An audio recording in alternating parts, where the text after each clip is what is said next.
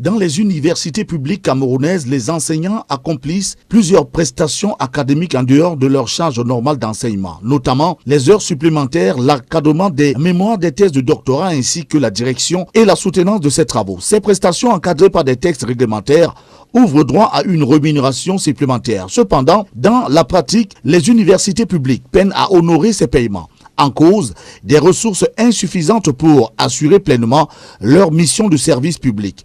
La dette académique abyssale de 2000 à 2021 n'est pas payée.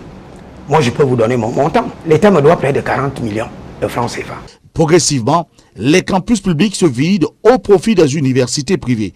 Face à cette situation explosive, l'État a décidé de prendre en charge cette dette académique accumulée entre 2000 et 2021.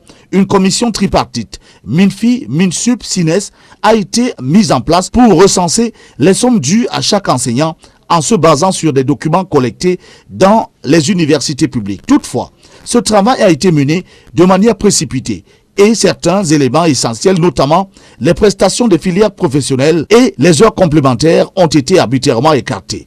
Malgré ces lacunes, la dette académique a été consolidée par le ministre de l'Enseignement supérieur et une liste de bénéficiaires transmise au ministère des Finances. Le 16 août 2024, un communiqué officiel du ministre des Finances a évalué la dette académique à près de 16 milliards de francs CFA inscrite au budget de l'État pour paiement en 2024. Cependant, jusqu'à présent, aucun paiement n'a été effectué, alimentant la colère des enseignants. Constatant l'inaction et le mépris affiché de l'État à l'égard des enseignants du supérieur, notamment à travers le non-paiement de la prime de modernisation de la recherche et de la dette académique, malgré les annonces officielles, le professeur Abba Oyono a décidé de prendre les choses en main. Se revendiquant comme un véritable Black Leroc juridique, il a choisi d'utiliser la force du droit pour obtenir réparation. Ainsi, il a engagé un recours gracieux auprès du ministre des Finances, ordonnateur du budget de l'État, afin d'exiger le paiement du manque à gagner